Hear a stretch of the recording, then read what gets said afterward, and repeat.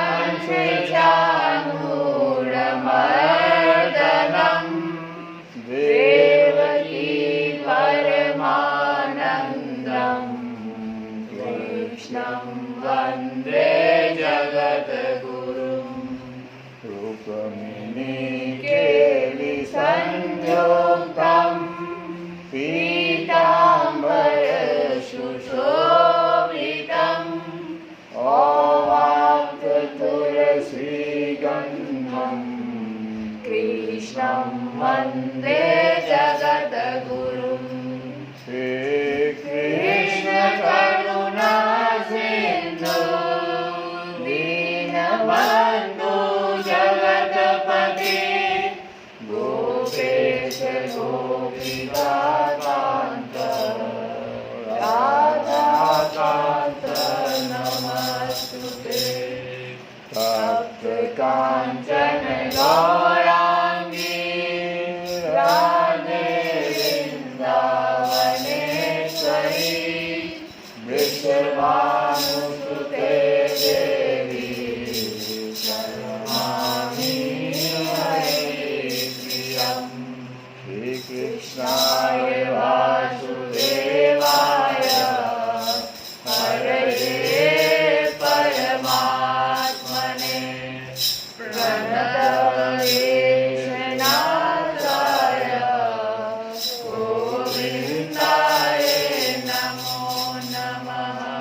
मातु मेरी श्री राधिका पिता मेरे घनश्याम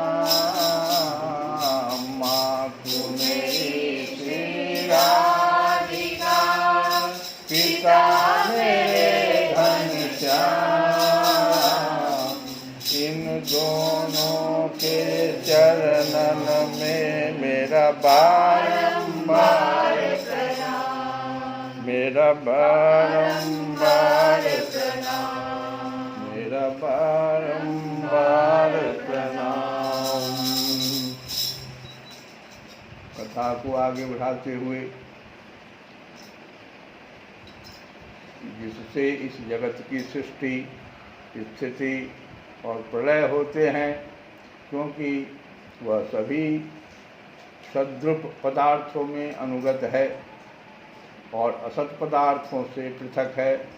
जड़ नहीं चेतन है, परतंत्र नहीं स्वयं प्रकाश है। जो ब्रह्मा अथवा हिरण्यगर्भ में नहीं, प्रत्युत उन्हें अपने संकल्प से ही जिसने उस वेद ज्ञान का दान किया है, जिसके संबंध में बड़े बड़े विद्वान भी मोहित हो जाते हैं। जैसे तेजोमय सूर्य रश्मियों में जल में स्थल का और स्थल में जल का भ्रम होता है, वैसे ही जिसमें यह त्रिगुणमयी जागृत स्वप्न सुषुप्ति रूपा सृष्टि मिथ्या होने पर भी अधिष्ठान सत्ता से सत्यवत प्रतीत हो रही है, उस अपनी स्वयं प्रकाश ज्योति से सर्वदा और सर्वथा माया और माया कार्य से पूर्णतः मुक्त रहने वाले परम सत्य रूप परमात्मा का हम ध्यान करते हैं। हम बारंबार प्रणाम। महामुनि व्यासदेव के द्वारा निर्मित श्रीमद्भागवत महापुराण में मोक्ष पर्यंत फल की कामना से रहित परम धर्म का निरूपण हुआ है। इसमें शुद्धांतःकरण सत्पुरुषों के जानने योग्य उस वास्तविक वस्तु परमात्मा का निरूपण हुआ है, जो तीनों तापों का जड़ से नाश करने वाली और परम कल्याण देने वाली है। अब और किसी साधन या शास्त्र से क्या प्रयोजन? जिस समय भी सुकृति पुरुष इसके श्रवण की इच्छा करते हैं, ईश्वर उसी समय अविलंब उनके हृदय में आकर बंदी बन जाता है। रस के स्मर्मज्ञ भक्तजन, यह श्रीमद्भागवत वेद रूप कल्प वृक्ष का पका हुआ फल है। श्री सुखदेव रूप तोते के कहावत है, यह प्रसिद्ध है कि तोते का काटा हुआ फल अधिक मीठा होता है। तो तोते के मुख का संबंध हो जाने से यह परमानंदमयी सुधा से परिपूर्ण हो गया है। इस फल में छिलका, गुठली आदि त्याज्य अंश तनिक भी नहीं है। यह मूर्तिमान रस है, जब तक शरीर में चेतना रहे तब तक इस दिव्य भगवद रस का निरंतर बार बार पान करते रहो। यह पृथ्वी पर ही सुलभ है। एक बार भगवान विष्णु एवं देवताओं के परम पुण्यमय क्षेत्र नैमिषारण्य में शौनक आदि ऋषियों ने भगवत प्राप्ति की इच्छा से सहस्त्र वर्षों में पूरे होने वाले एक महान यज्ञ का अनुष्ठान किया।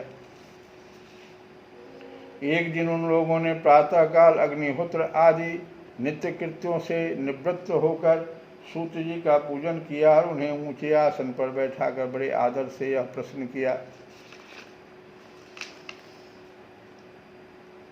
ऋषियों ने कहा,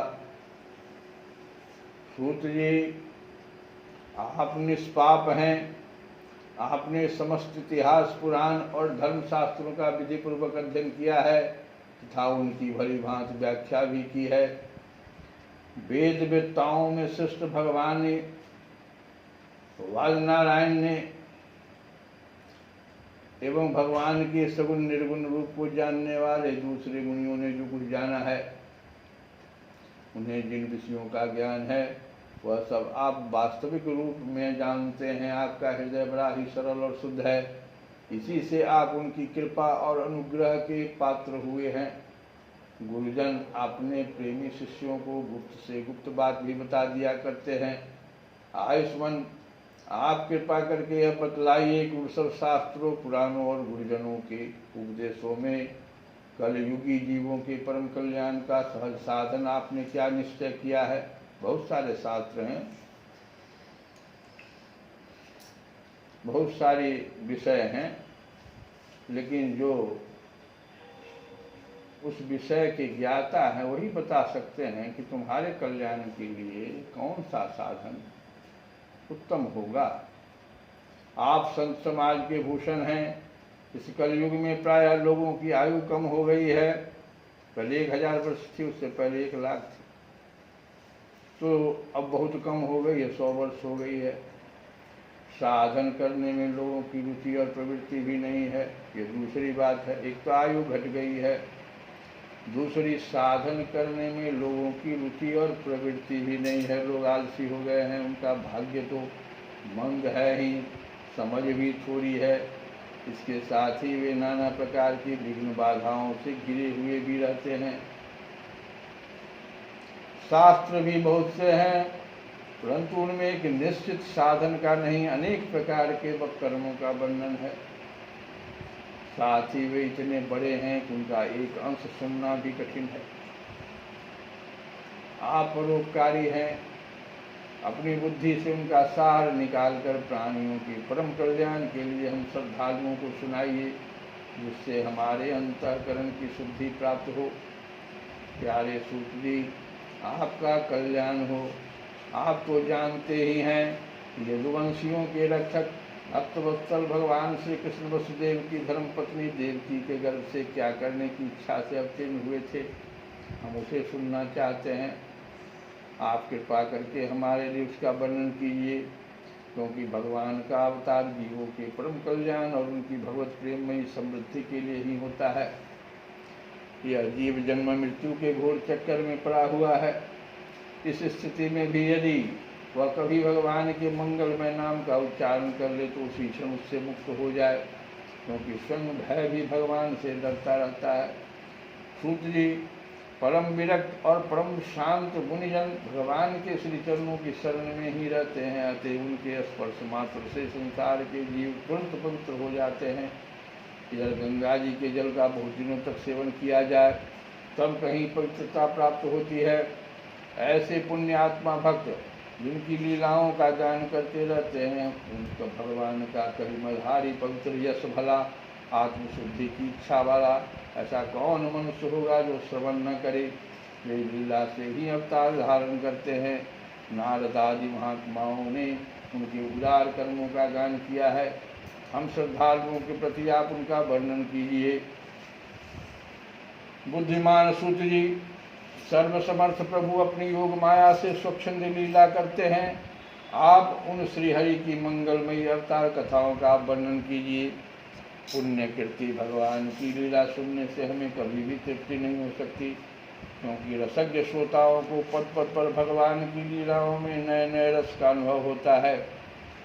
भगवान श्री कृष्ण अपने को छिपाए हुए थे, लोगों के सामने ऐसी चेष्टा करते थे मानो कोई मनुष्य हो, परंतु उन्होंने बलराम जी के साथ ऐसी लीलाएं भी की है, ऐसा पराक्रम भी प्रकट किया है जो मनुष्य नहीं कर सकते। कलयुग को आया जानकर इस वैष्णव क्षेत्र में हम दीर्घकालीन सत्र का संकल्प करके बैठे हैं। श्री हरि की कथा सुनने के लिए हमें अवकाश प्राप्त है। यह कलयुग अंतःकरण की पवित्रता और शक्ति का नाश करने वाला है। यह कलयुग अंतःकरण की पवित्रता और शक्ति का नाश करने वाला है। इससे पार पाना कठिन है। जैसे समुद्र से पार जाने वाले को कर्णधार मिल जाए, उसी प्रकार इससे पार पाने की इच्छा रखने वाले हम लोगों से ब्रह्मा ने आपको मिलाया है। धर्म रक्षक ब्राह्मण भक्त योगेश्वर भगवान श्री कृष्ण के अपने धाम में पधार जाने पर धर्म ने अब किसकी शरण ली है, यह बताइए। श्री कृष्ण गोविंद हरे मुरारे, हे